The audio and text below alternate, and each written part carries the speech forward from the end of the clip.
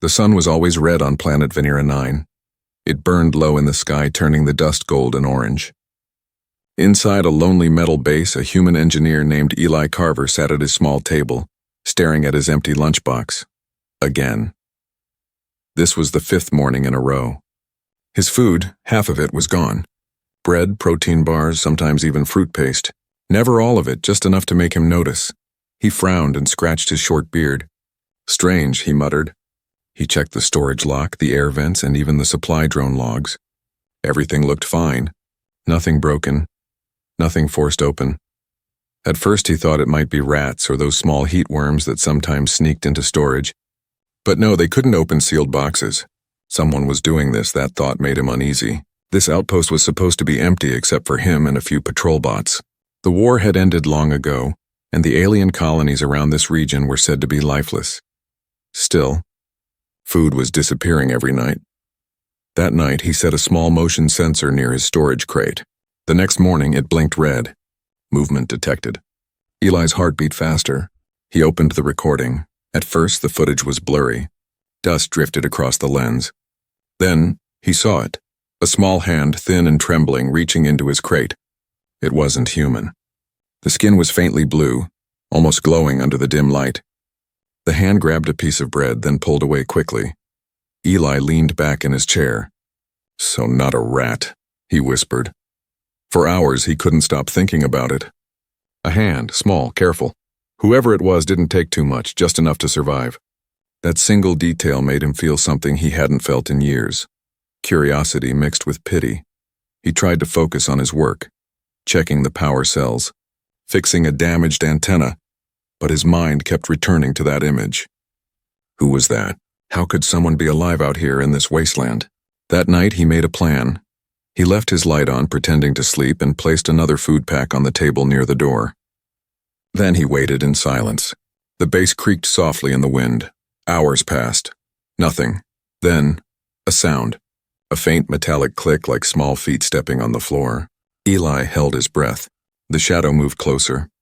His eyes slowly opened. He saw her, a small figure barely reaching his waist, wrapped in torn gray cloth. Her skin shone faintly blue under the moonlight leaking through the window. Thin arms shaking hands. Her eyes, large, silver, and frightened, watched every corner of the room. She moved like a ghost, quiet and careful. She picked up the food, hugged it tightly, and turned toward the door. Eli didn't move. He just watched, frozen. She looked so young. Maybe 10 years old, maybe less. Her cheeks were hollow, her hair messy, her steps weak. She was starving. As she turned to leave, the light flickered for a moment and she froze. Their eyes met. For a second, the world stopped. Eli didn't speak. Neither did she. He saw pure fear in her eyes, fear of being caught, punished, maybe even killed. Then she bolted out the door like a spark of blue lightning, vanishing into the red dust. Eli ran after her, but when he reached outside, she was gone. Only her small footprints remained in the sand, leading toward the dark hills. He stood there for a long time, the cold wind brushing against his face. "She's just a kid," he whispered. "Out here alone?" He turned back to the base, his heart heavy. Something inside him changed. He wasn't angry anymore, just worried. Who was she? Why was she stealing? How was she even alive in this dead zone? That night he couldn't sleep. The sound of the door creaking, the image of her frightened eyes, they kept replaying in his mind. When morning came, Eli packed a small meal and placed it near the door again. He didn't lock it. "If you come back," he said quietly, "take it. You don't have to hide." He waited all day, pretending not to notice the shadows outside. As the sun began to set, he found the food gone again. But this time something else was there. A small, shiny metal button lying on the table. It wasn't human-made. He picked it up and smiled sadly. She came back. That night, Eli stared out the window at the endless red desert. He knew he couldn't just let this go. Whoever that girl was, she needed help. And he had to find out why she kept coming. He tightened his gloves and whispered to himself, "Next time I'll follow her." The night on planet Venera 9 was colder than ice. The wind howled through the empty metal corridors of the outpost. Eli Carver sat near the control desk, his eyes fixed on the monitor showing a blank screen. He had been awake all night waiting for movement, waiting for her, but the alien girl didn't come. Not tonight. Eli rubbed his tired eyes and sighed. Maybe she was scared after being seen, or maybe she had moved on.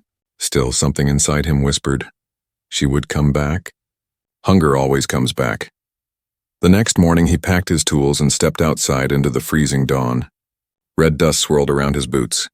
The world was silent except for the weak hum of his base generator. He followed the tiny footprints that led away from his door. They were half erased by the wind but still visible, small light steps heading toward the rocky hills. He walked for nearly an hour. His oxygen monitor beeped softly, warning him to turn back soon. Just when he thought the trail was lost, he saw something move between two broken transport pods, a flicker of blue skin. Eli crouched low. She was there, the alien girl. She looked even smaller under the sunlight, her body thin as bone. Her clothes were torn pieces of fabric tied together with wire. She was kneeling near a puddle of melted frost, trying to scoop it with her hands. The sight hit Eli hard. She wasn't dangerous, she was desperate. He stepped closer, slowly. The sound of gravel made her head snap up. Their eyes met again. She gasped and ran. Eli called out, "Wait! I won't hurt you." But she didn't stop. Her feet slipped on the rocks as she dashed toward the hills. Without thinking, Eli ran after her. The chase began, human boots and tiny bare feet echoing in the cold wind. She was fast, darting between rocks like a frightened animal. Eli's lungs burned, but he didn't stop. "Please, I just want to talk," he shouted. The girl turned once, her silver eyes wide with fear. Then she disappeared through a crack in the rock wall. Eli reached the spot and found a narrow opening, just big enough for a small body to squeeze through. He crouched and looked inside. It was dark, the smell of metal and old oil hanging in the air. A faint light flickered deeper in the tunnel. He hesitated. It could be a trap, or a hiding place. He took a deep breath and crawled in. The tunnel led down into an old mining shaft, one of the hundreds abandoned after the war. Rusted machines lay in silence, covered in sand. The flickering light came from a broken screen lying on the ground. Eli called softly, "I'm not here to hurt you." Silence. Then, a whisper. "Go away," it was her voice, weak but steady. Eli turned his head and saw her standing behind an old supply crate. Her tiny hands clutched a sharp metal piece. Her eyes were fierce, but he could see the shaking in her arms. He raised his hands slowly. "I won't take you. I won't call soldiers. I just want to help." The girl didn't move. "You've been stealing food," he said gently. "You could have asked. I would have given you more." She shook her head hard. "No, you would have told. Humans tell." That answer made his chest tighten. She didn't trust him, not because she was bad, but because she had reason not to. He took a small food bar from his pocket and placed it on the ground between them. Then he stepped back. "Here, for you." The girl's eyes darted between the food and his face. After a long moment, she slowly bent down, grabbed it, and clutched it close. Her eyes glimmered with tears, though she tried to hide them. Eli said softly, "You don't have to steal anymore." She looked up and whispered something he barely heard. "It's not for me." Before Eli could ask, she ran deeper into the tunnel, gone in seconds. He stood there, her words echoing in his mind. Not for me, what did she mean? Was there someone else? Eli turned on his wrist light and followed carefully. The tunnel grew darker, colder. He noticed a strange warmth in the air, like a small heater running somewhere ahead. Then, faintly, he heard coughing. He followed the sound step by step until he reached a broken door half buried in sand. Through a crack, he saw a small light and two shadows, one moving, one lying still. He slowly pushed the door open and peered inside. The alien girl was kneeling beside a thin, older alien woman. Her mother. The woman's face was pale and sickly, her breathing shallow. The girl was feeding her tiny bites from the bar Eli had given. Eli froze. Now he understood everything. The stolen food, the fear, the running. She wasn't stealing for herself. She was stealing to keep her mother alive. The older woman looked up weakly, saw Eli standing there, and whispered in a voice cracked with pain, "Please, don't take her away." Eli's heart felt like breaking. He slowly stepped closer, kneeling beside them. I won't, he said softly. I promise. The wind screamed across the desert that night. Red sand danced like fire under the dying light of two suns.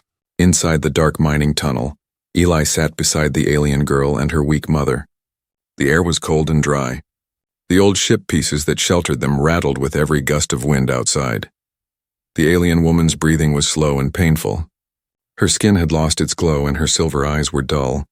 The girl sat beside her, holding her mother's hand tightly, whispering soft words in her own language, words that sounded like broken songs.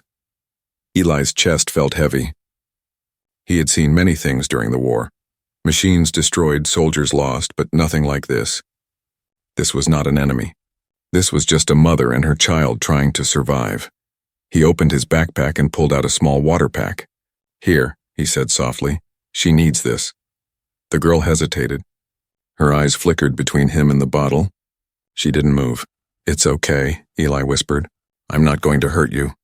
Slowly, the girl reached out and took the water. She poured it gently into her mother's mouth. The woman coughed a little, then sighed weakly in relief. For a moment, there was silence. Then the girl looked up. Why you help us? She asked in broken human language. Eli smiled sadly. Because you needed help. That's all. She frowned, confused. Humans do not help us. Humans kill. Eli looked down at the dusty floor. Some humans, yes, but not all. She stared at him for a long time, as if trying to decide whether to believe him. Then she whispered, My name is Leary. Leary, Eli repeated gently. That's a nice name, she tilted her head. You have name? Eli, she nodded slowly. Thank you, Eli. Those words, small and soft, felt warmer than any sun. But outside, the weather changed. The wind howled louder.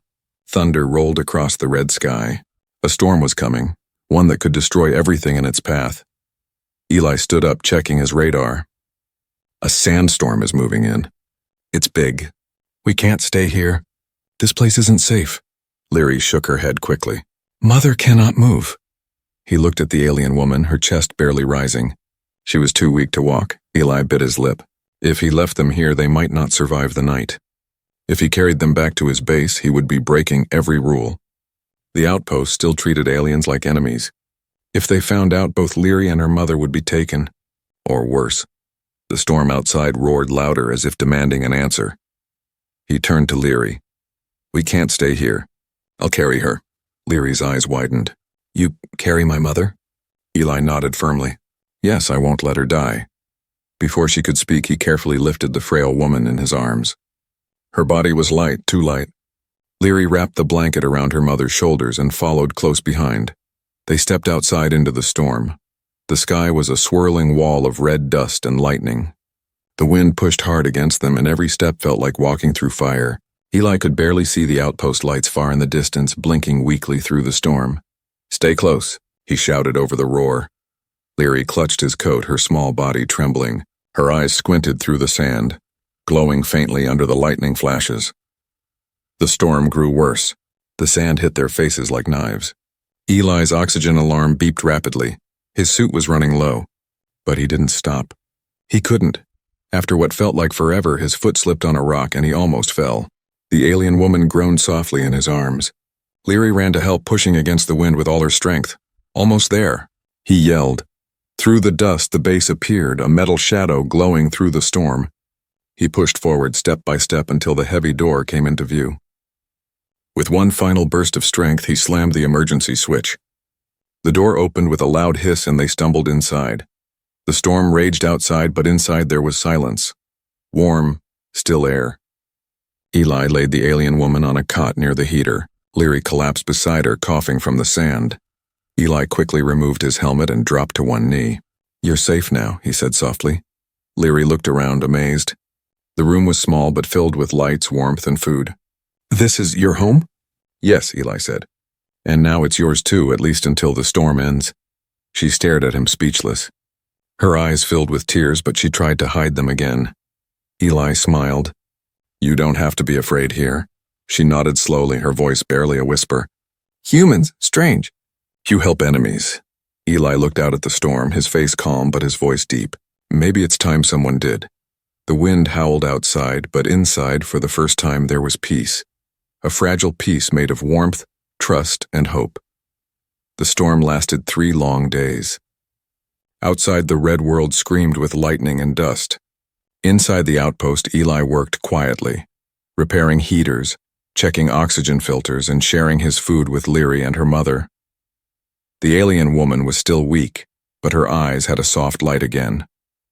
Her name was Saren, and her voice sounded like wind over glass. She spoke little, mostly whispering to Leary in their own language. Every time Eli brought food or water, Leary thanked him with shy smiles. She was learning to say more human words now. Sometimes she helped him clean the tools.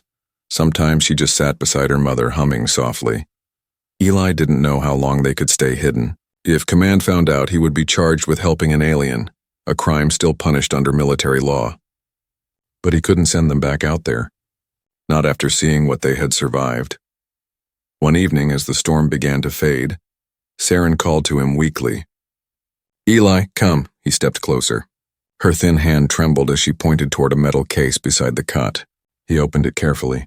Inside was a broken hologram disc, cracked and dusty. "It's all we have left," she whispered.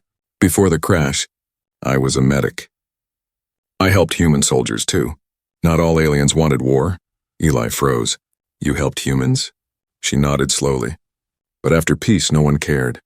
We were forgotten. Our ship crashed when we tried to return home. Leary was 5. I was hurt."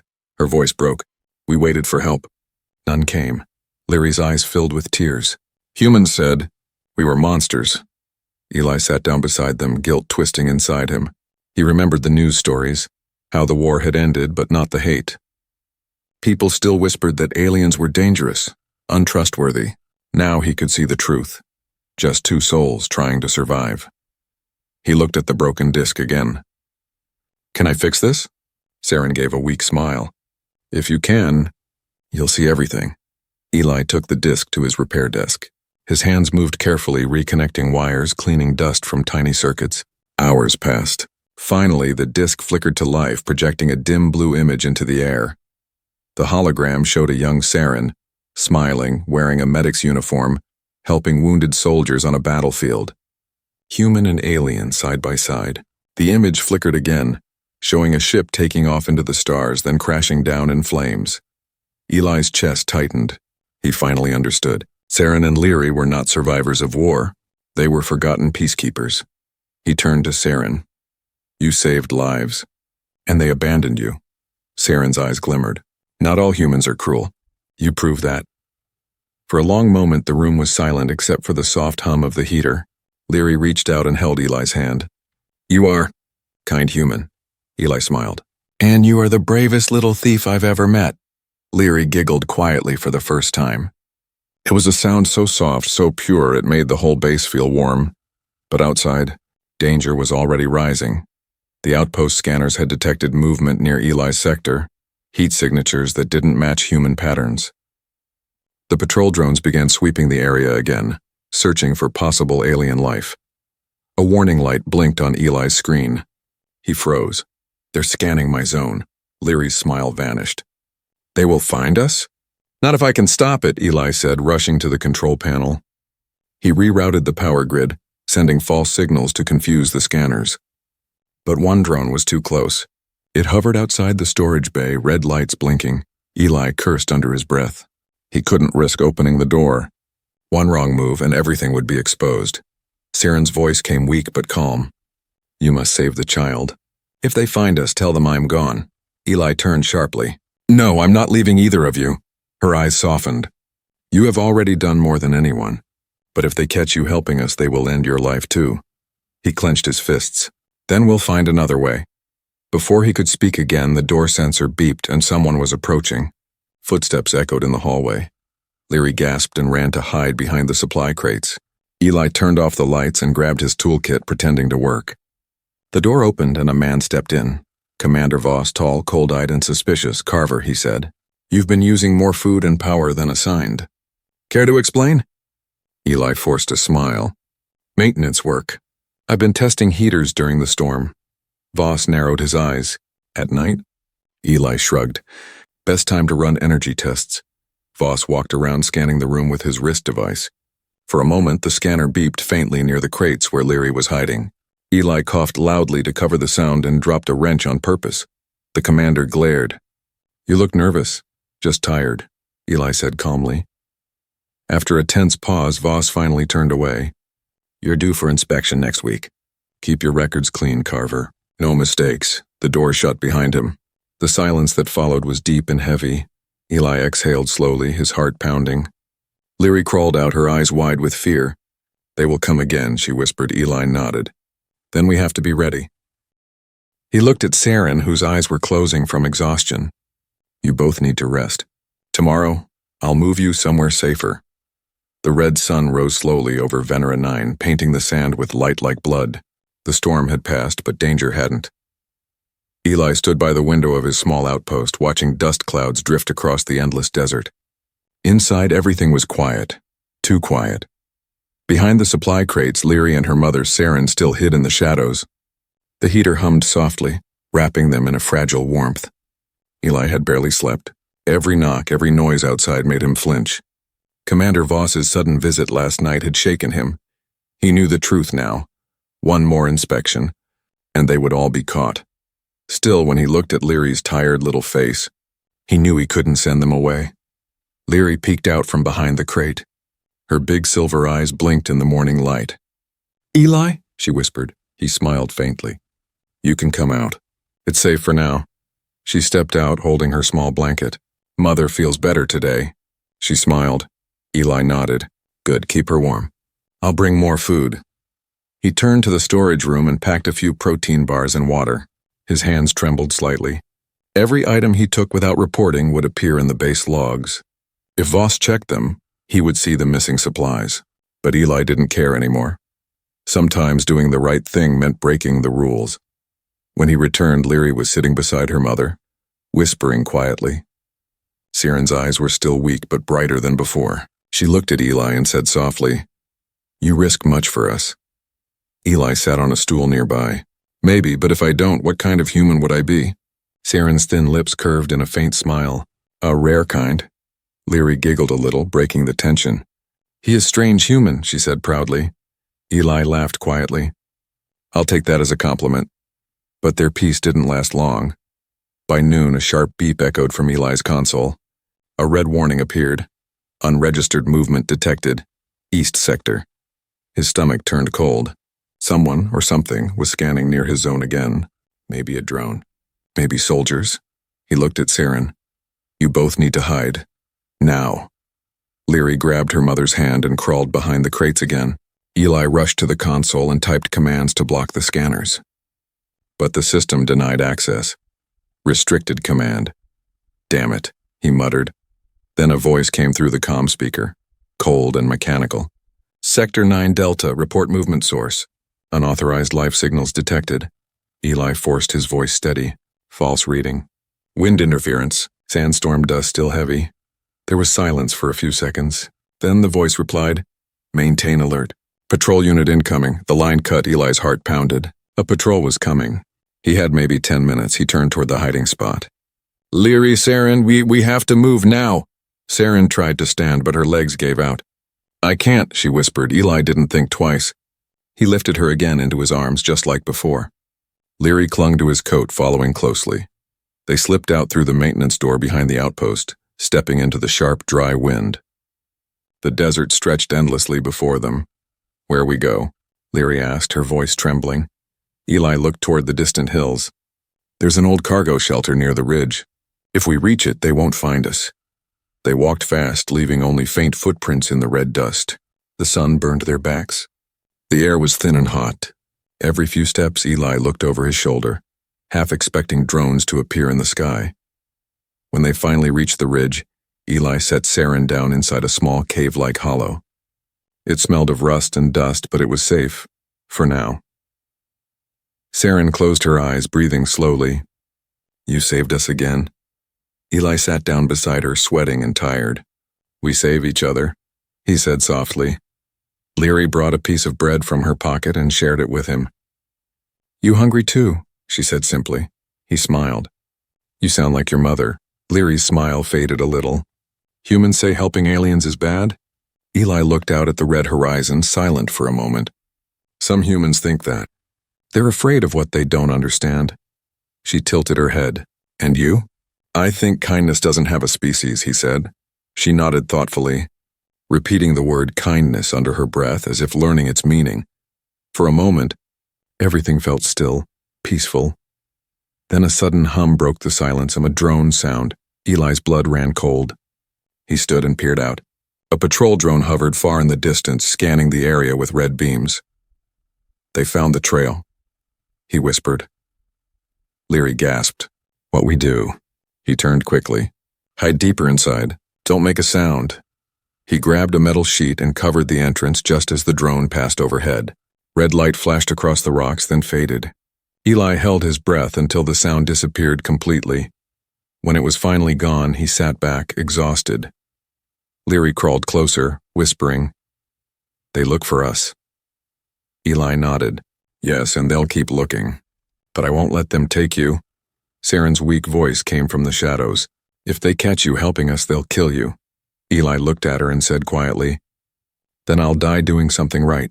Outside, the red sun sank behind the dunes, painting the world in firelight. Inside the cave, the small heater hummed softly. 3 lives, human and alien, sat together in silence, bound by something far stronger than law or fear. The next morning, the desert was silent. Too silent. No wind, no storm, not even the sound of moving sand. The air felt heavy, like the planet was holding its breath. Eli woke before sunrise.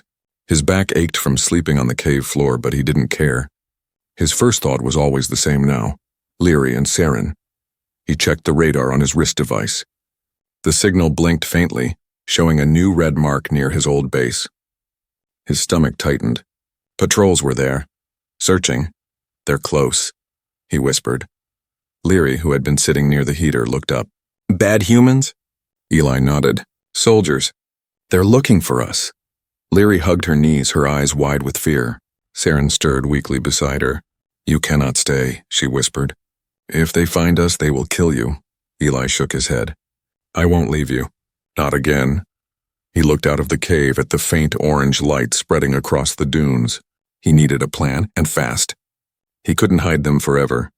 He needed to make the soldiers believe the aliens were gone. Or dead. He took a deep breath. Stay here. No noise, no light. I'll go back to the base and erase the records. Leary jumped up. No, they hurt you. Eli smiled sadly. Not if I'm careful. He placed his hand gently on her shoulder. You trust me, right? After a pause, she nodded slowly. I trust. He smiled again, though his heart was heavy. Good girl. Take care of your mother. Then he left. The walk back to the base felt longer than ever. The desert stretched endlessly, each step crunching under his boots. The sun climbed higher, burning his back through the suit. When he finally reached the outpost, the sight made his chest tighten. Military drones hovered around the building, and 2 soldiers stood near the entrance. Commander Voss was there too, scanning the sand with a cold expression. Eli hid behind a rock ridge and watched. He heard Voss speaking into his communicator. No alien corpses found, but the readings were real. Someone helped them, maybe one of our own. Eli clenched his fists. Voss continued. Search every outpost in the sector. Whoever is hiding them will face military court. He turned and walked inside. The soldiers followed. Eli waited until they were gone, then crawled toward the power terminal behind the outpost. He connected his wrist tool and began hacking into the logs. His fingers trembled as lines of data flashed before his eyes. Food records, supply counts, surveillance feeds. Then he saw it, the hidden footage from his storage room. The one showing Leary stealing food. It was still in the system. Damn, he whispered. He quickly deleted it, wiping every trace of extra rations. Then he removed all his tracking data for the last week. When he finished, he disconnected the tool and sighed. But just as he stood up, a sharp voice shouted behind him, Hands up! Eli froze. He turned slowly. 2 soldiers stood there, rifles aimed at him. Voss walked up, eyes cold as steel. Carver, what are you doing out here? Maintenance, Eli said calmly, forcing a smile. You ordered full system checks after the storm. Voss frowned. At this hour? I couldn't sleep. Voss narrowed his eyes. You've been using more supplies than allowed. And now you're deleting data. Care to explain that? Eli's heart pounded. Old corrupted files. System was glitching. Show me your wrist tool, Voss ordered. Eli hesitated. Just for a second. That was enough. Voss's eyes hardened. He grabbed the device himself and scanned the screen. The log still showed fragments of what Eli tried to delete, faint traces of energy signatures that weren't human. Voss looked up slowly. You've been hiding something. Eli stepped back. It's not what you think. Voss raised his gun. Where are they? Eli didn't move. You wouldn't understand. Voss's face twisted in anger. They're enemy creatures. Tell me now or he never finished. A sudden hum filled the air. The soldiers turned as a shape darted from the cliffs near a small glowing figure. Leary, no. Eli shouted. She ran straight toward him, her small hands glowing faint blue. The soldiers froze in shock. Before they could react, a wave of energy burst from her palms. Not strong enough to hurt, but bright enough to blind. The soldiers staggered back, shouting. Eli grabbed Leary and pulled her behind cover. What are you doing here? He whispered. Leary's eyes were wet with tears. I won't let them take you. Eli's throat tightened. You brave, foolish girl? Voss roared from behind the smoke. Find them, now! Eli picked Leary up and ran. Blaster shots cracked behind him, hitting the rocks. He sprinted across the dunes, heart racing. Sand flying under his boots, Leary held on tight, whispering, They will catch us. Not today, Eli said through gritted teeth. They reached the ridge just as a blaster bolt hit nearby, sending dust into the air. Eli dove behind a rock, shielding Leary. The gunfire stopped for a moment. Then a voice called out, Voss again, you can't save them, Carver. You're throwing your life away for filth. Eli stood slowly, holding Leary close. If protecting a child is treason, then maybe I never belonged to your world. Voss aimed his weapon. Then die with them. He fired. Eli twisted, shielding Leary. The shot hit his shoulder, burning through the armor. He fell to his knees, pain flashing through his body. Leary screamed, and then from the distance a faint voice echoed through the wind. Weak, but powerful enough to stop everyone. Stop, or I'll show you what mercy looks like. It was Saren. She stood on the ridge, her body glowing faint silver, eyes burning with strength she shouldn't have had. The air around her shimmered with energy. Voss hesitated, his weapon trembling. Eli turned his head toward her, barely whispering. Saren. The red sun was rising when everything stopped. Dust floated in the air like slow-moving sparks. Eli knelt in the sand, blood soaking through his shoulder armor, holding Leary close. Across the ridge, Commander Voss stood frozen, his weapon still raised but trembling. And there, standing tall despite her weakness, was Saren, glowing softly like silver fire. The light around her shimmered, bending the air. Even the drones in the sky paused, their sensors flickering. Voss squinted against the light. What is this? Saren's voice was soft but powerful, echoing across the desert. You call us enemies. You shoot at a child. Tell me, human, who is the monster? Voss flinched. The wind carried her words like thunder. Eli stared, barely able to speak. Saren, you can't, you're too weak, she smiled faintly. Mothers are never too weak when their children are in danger. She raised her hands and a wave of light spread through the air, not to destroy but to reveal. Images flickered in the dust, holographic memories. Scenes of Saren helping human soldiers during the war, healing them with her alien energy, saving lives without asking for reward. The soldiers watching lowered their weapons. They saw the truth and that this woman had been a healer, not an enemy. Eli turned toward Voss, his voice calm but steady. You see now? You were hunting survivors, not soldiers. Voss's jaw tightened. It doesn't matter. Orders are orders. Saren's light dimmed a little. Then your orders are blind. She looked at Eli one last time. Thank you, human. For kindness? When your world had none.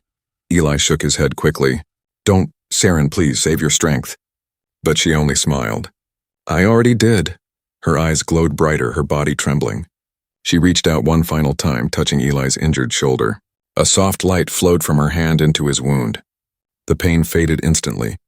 Her energy poured out until her body could give no more.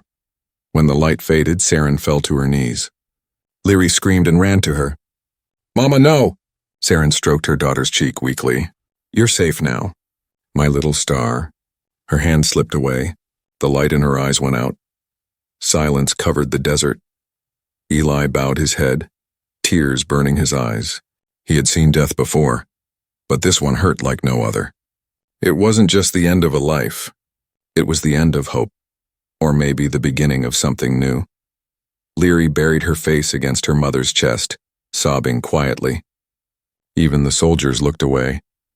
Eli stood slowly, cradling Leary in his arms. His voice was cold but firm. "You wanted proof, Voss? Here it is. She healed your kind, and you killed her kind in return." Voss's expression cracked for the first time. He looked at Saren's lifeless body, then at Leary, then at Eli. The desert wind blew between them, heavy, endless. Finally, Voss lowered his weapon. "Take the child," he muttered. "Get her out of here before command sees this." Eli blinked, surprised. "You're letting us go?" Voss turned away. "I saw nothing today." He walked off toward the patrol ship. The other soldiers followed, silent. Eli looked down at Saren one last time. "I'll keep her safe. I promise." He buried her beneath the red sand, wrapping her in the torn blanket she had kept since the crash. Leary placed a small silver button, the one she had dropped long ago, on the mound. She said, "Stars watch from above," Leary whispered, "so she can see us always." Eli nodded. "Yes, she can." He lifted Leary into his arms and began walking toward the horizon. Behind them, the wind gently erased their footprints, but the promise remained. Years later, the war between humans and aliens was only a memory. Trade stations and shared colonies dotted the stars. At one of those colonies, under a bright white sky, a small ship landed quietly. The hatch opened and a young alien woman stepped out, tall now, her silver eyes calm and kind. On her chest shone a small badge that read, "Human-Alien Alliance Engineer Leary Carver." She smiled softly as she looked at the horizon, whispering to the wind, "For Mara." Because that was what her mother had called Eli before she died. Mara, the word for safe one. A human figure approached her from behind, older now, with gray hair and tired eyes. Eli smiled as she turned to him. "You made it," he said. Leary nodded. "You kept your promise." He looked up at the stars. "No, we did." The wind was gentle, carrying the smell of iron and sand, but also of new life. The story of war had become the story of peace, and somewhere among the stars a mother's light still glowed, watching over them both.